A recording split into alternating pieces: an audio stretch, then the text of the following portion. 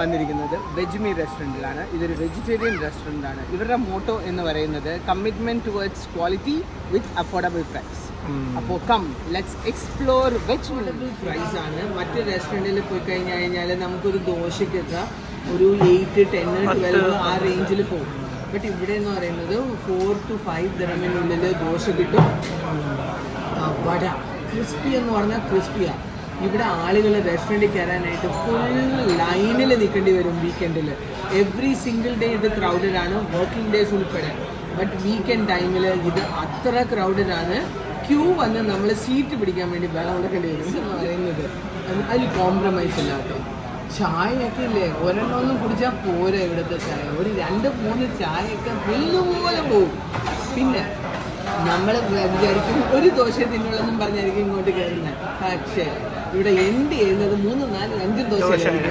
അത്രയ്ക്ക് ടേസ്റ്റാണ് ഇവിടുത്തെ ദോശ. ഭയങ്കര അഫോർഡബിൾ മസാല ദോശ. എല്ലാത്തിനും ടേസ്റ്റ് ആട്ടോ. വടയാണെങ്കിലും ഇഡ്ഡലിയാണെങ്കിലും ഒക്കെ. അതായത് ഒരു എന്താ പറയുക, അവരുടെ ആ ഒരു ക്വാളിറ്റി സീരിയസ്ലി അവർ മെയിൻറ്റെയിൻ ചെയ്യുന്നുണ്ട്. ഇത് മോസ്റ്റ്ലി ഇവിടെ വർക്ക് ചെയ്യുന്ന ആളുകളൊക്കെ തമിഴ് പീപ്പിളാണ്. അതെനിക്ക് തോന്നുന്നത് ഇത് അവരുടെ റെസ്റ്റോറൻ്റ് ആണെന്നാണ്. സാമ്പാർ ഇഡ്ഡലി ഓക്കെ, ഒരു ദോശ. അപ്പം നിന്റെ എന്താണ് ഡിപ്പ് ഇഡ്ഡലി? ഞാൻ ഇന്ന് മോർണിംഗ് എന്താ പറയുക, ബിൽഡിങ്ങിൻ്റെ താഴോട്ട് ഇറങ്ങിയ സമയത്ത് ഏതോ ഒരു റെസ്റ്റോറൻറ്റിൽ നിന്ന് സാമ്പാറിൻ്റെ സ്മെല്ല് വന്നായിരുന്നു. അപ്പോഴേ ഞാൻ തീരുമാനിച്ചു ഇന്ന് രാത്രി ഇഡ്ഡലി സാമ്പാറാണെന്ന്. അങ്ങനെ ഇതെന്ന് പറഞ്ഞാൽ 2 ബിഗ് ഇഡ്ഡലിയിൽ സാമ്പാർ ഇങ്ങനെ ഡിപ്പ് ചെയ്ത് ഇതിൻ്റെ ഫീലിംഗ് കിട്ടണമെങ്കിൽ, ഇതിൻ്റെ ഫീലിംഗ് കിട്ടണമെങ്കിലില്ല, ഈ ഇങ്ങനത്തെ ഫുഡ് ഇഷ്ടമുള്ളവർക്ക് മനസ്സിലാവും. ഇത് മണമില്ല. ഞാനിവിടെ ഇരുന്നാല് 2-3 പ്ലേറ്റ് തിന്നും. അത് അത്രയ്ക്ക് ടേസ്റ്റ് ഉണ്ട്. ഇനി ഇവിടുത്തെ വട എന്ന് പറയുന്നത് തന്നെ അറിയാതെ ഫ്രഷ് ആയിട്ട് ഉണ്ടാക്കിയ സാധനം. ആ എന്താ സൗണ്ട് വരെ നമുക്ക് കേൾക്കാൻ പറ്റും കേട്ടോ. ഇതാ നോക്കിക്കേ, ഫ്രഷ് സാധനം കേട്ടോ. അതിൻ്റെ ഉള്ളിലും ഇതിങ്ങനെ ചമ്മന്തിയിൽ ഇങ്ങനെ മുക്കി കുഴച്ച് പിന്നെ സാമ്പാറിൽ ഇങ്ങനെ മുക്കി കുഴച്ച് ഇങ്ങനെ എടുത്ത് ഫുഡ് അല്ലേ. ഇതൊരു വേറെ ലെവലാണ്. ഈ ദുബായിൽ പല ടൈപ്പ് ദോശ കിട്ടുന്ന സ്ഥലങ്ങളുണ്ട്. അതൊരു യമി ദോശ എന്നൊക്കെ പറയുന്നത് വേറെ ലെവലാണ്. ഇതൊക്കെ ഒരു കോമൺ നമ്മുടെ സൗത്ത് ഇന്ത്യൻ ഫീലിംഗ് ഇല്ലേ. ഇതിന് വെല്ലാനില്ലേ, ആളില്ല. എന്തോ ടേസ്റ്റാണെന്നറിയോ. അതും നല്ല സ്പൈസിയും ക്രഞ്ചിയും. ക്രിസ്പി എന്ന് പറഞ്ഞാൽ ക്രിസ്പിയാണ്. ആ ഒരു കറക്റ്റ് ടൈമിന് നമ്മൾ എണ്ണയിൽ നിന്ന് എടുത്തിട്ട് കഴിഞ്ഞാലേ ഈ ഒരു ഫീലിംഗ് കിട്ടുള്ളൂ. സമ്മതിക്കണം കേട്ടോ. സൂപ്പറാണ്. വട നമ്മൾ സാധാരണ 2 വടയിൽ സ്റ്റാർട്ട് ചെയ്യും, 6 വടയിൽ എൻഡ് ചെയ്യും. ഇവിടെ വന്ന് ഇരുന്ന് കഴിഞ്ഞാൽ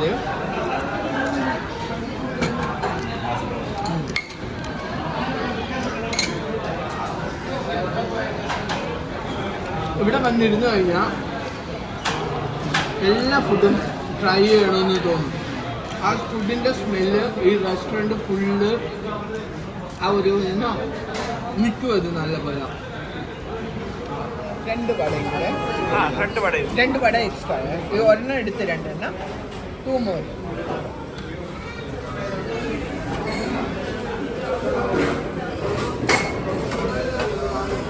ഇതിനെപ്പറ്റി നമ്മൾ പറയുകയാണെങ്കിൽ എന്താണ് മസാല ദോശ?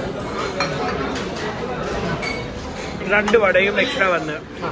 മസാല ദോശ എന്ന് പറയുന്നത് എല്ലാവരും സൈഡിൽ നിന്ന് തുടങ്ങും. നമ്മുടെ ടെൻഡൻസി എന്ന് പറയുന്നത് നടുക്കുന്ന് ഓപ്പൺ ചെയ്യാനാണ്.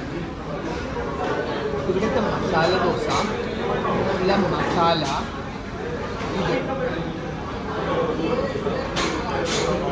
ടേസ്റ്റിയാണ്.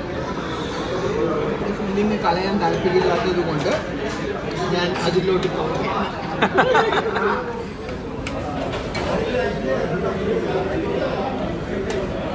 മസാല ദോശയുടെ ബെസ്റ്റ് അറിയാം എന്താണ്, ഇതിൻ്റെ അകത്തിൻ്റെ ഫില്ലിങ് ഈ ആലു, അതിൻ്റെ കൂടെ സാമ്പാറും ചട്നിയും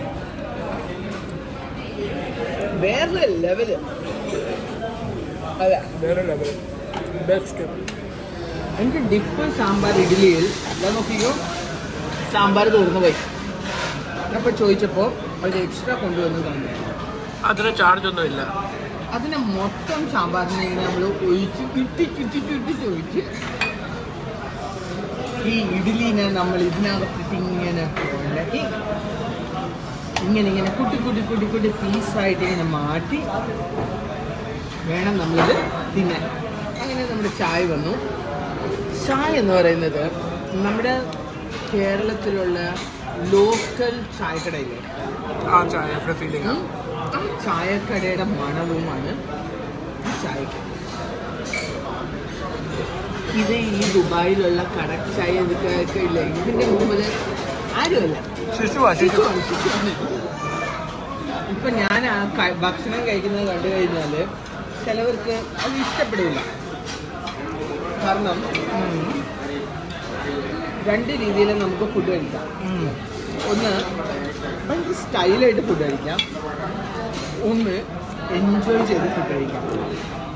അപ്പോൾ ഞാൻ ഇങ്ങനെയുള്ള റെസ്റ്റോറൻറ്റിൽ വന്നു കഴിഞ്ഞാൽ ഒരിക്കലും സ്റ്റൈല് പ്രിഫർ ചെയ്യാറ്, എൻജോയ് ചെയ്യണം. അതായത് നമ്മളെ ഇഡ്ഡലീനെ ഉണ്ടല്ലോ, ഇഡ്ഡലി അല്ലാത്ത പരുവത്തിൽ ആക്കിയെടുത്തു. സെക്കൻഡ് ദോശയായ മൈസൂർ മസാല ദോശ വന്നു.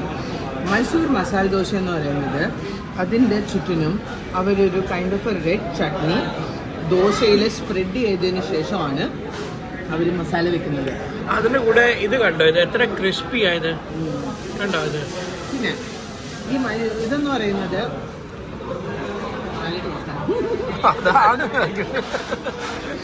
അതായത് ഈ മറ്റേ മസാല ദോശയ്ക്ക് നമുക്ക് സ്പൈസി ഫീൽ ചെയ്യത്തില്ല. ബട്ട് ഈ മസാല ദോശയ്ക്ക് അവരൊരു ലെയർ ഓഫ് ആ ഒരു ചട്നി പരത്തുന്നതുകൊണ്ട് അത് കുറച്ചും കൂടെ സ്പൈസി ആയിരിക്കും, കുറച്ചും കൂടെ ടേസ്റ്റി ആയിരിക്കും. അങ്ങനെ നമ്മൾ ഒരെണ്ണം എടുത്തു. പിന്നെ ആസ് യൂഷ്വൽ നടുക്കുന്ന ചിരണ്ടുന്ന ഒരു സ്വഭാവം ഉള്ളതുകൊണ്ടും എടുത്തു.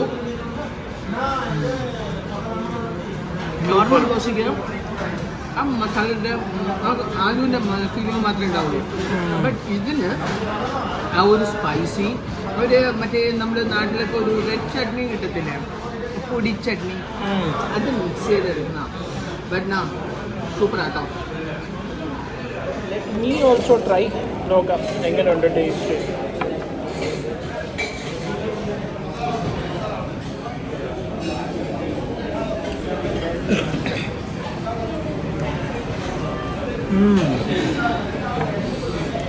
ഡിഫറെൻ്റാണ് ടേസ്റ്റ്. ഈ ചായ ലിറ്റിൽ സ്പൈസിയാണ്. നമ്മുടെ ഈ ചായ അങ്ങനെ നമ്മൾ ബില്ലിങ്ങിലാണ്. 2 വടയും എക്സ്ട്രാ ആണ്.